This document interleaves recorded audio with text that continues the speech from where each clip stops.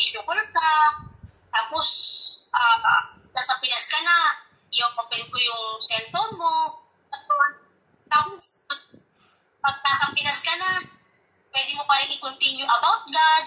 Maraming way para mag-serve kay God. Magkaroon ng peace of mind. Kung ang sarili mo, hindi mo kayang i-control, kung hindi mo kayang patawarin, paano mo mapatawad yung mga taong nagkakasala sa'yo?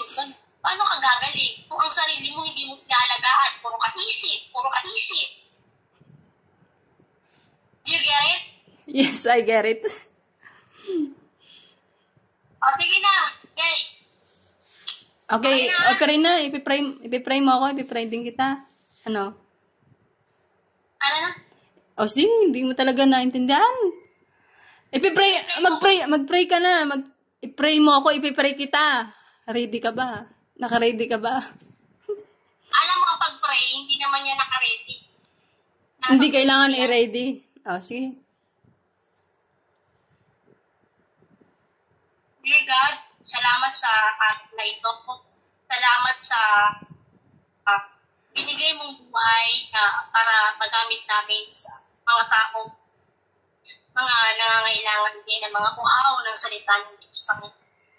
Panginoon, nandito kami lumalapit sa iyo. Kami pagpatawaran sa kami.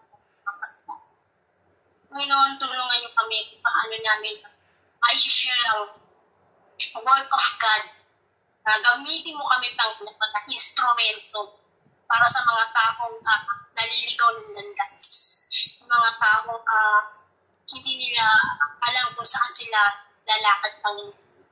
Panginoon, dinadinangin ko ang mga taong nananatili sa mga kadiliman, Panginoon. Ibigay mo ang tamang lahat sa kaliwanag, habang nabubuhay ko, Panginoon. Pagpatuloy na ang inyong nasimulan na pangaral ng inyong ama. Hindi namin patatagin niyo pa, Panginoon, ang aming pananampalataya. Panginoon, alam namin ang aming bawat isang children. Ito yung binigay niyo ito, Panginoon, para lalo kaming manalig at maniwala sa iyo, Panginoon. Huwag niyong hayaan, Panginoon, na ang kaaway ay panghinaan kami noon. Lord, sinabi niyo nga, Panginoon, na kung mananatili kami sa iyo, ay mananatili ka rin sa amin, Panginoon.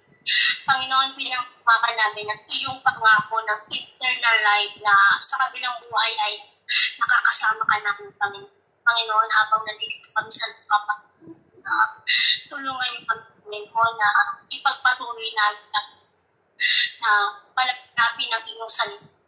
Tulungan niyo, Panginoon, ng taong may sakit, Panginoon. Tulungan niyo na bigyan sila ng kaliwanagan ng pag-iisip, Panginoon. Alam ko, Panginoon, ang taong mga nakakasakit na sakit. Nandiyan yung Panginoon na nalilito sa ila, Panginoon. Nandiyan yung pumapasok ng kalaban. Lord, huwag niyong hayaan na masira, Panginoon, ng mga tao. Tulungan niyo sila, Panginoon, na kung paano mag-isip. Tulungan niyo sila, Panginoon. Gabayan niyo sila, Panginoon, sa tamang liwanag at kay Panginoon, ang lahat ng ito, Panginoon, ibinibigay ko sa inyo, Panginoon.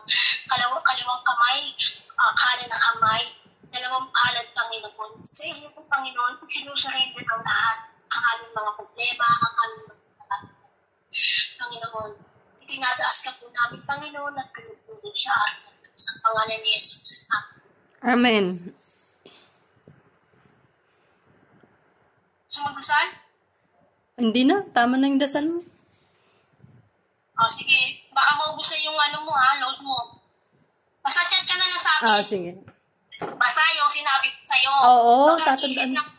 Ang isipin mo, buksan mo yung video, tapos buksan mo yung booklet natin, tapos sa Sunday, makipag-video call ka sa amin, para yung isip mo, hindi mo masasagot yung mga iniisip mo na ano gagawin mo.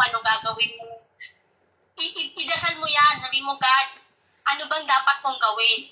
Hindi ka, huwag kang magtiwala sa sarili. Lahat, mo kay God. Nararamdaman mo yan. Bigla na lang papasok sa isip, ganito pala gagawin. Si God ang magbibigay sa iyo. Siya lahat ng may alam niyan, lahat ng plan. Naunawaan mo, kasi lalo kang pangiinan na kanya. Lalo kang pangiinan niya, besh, lalo na pag nandiyan ka lang sa bahay, ano kung manghihina niya? O nagsasabi sa'yo, ha? Oo, opo. Sige, bye-bye.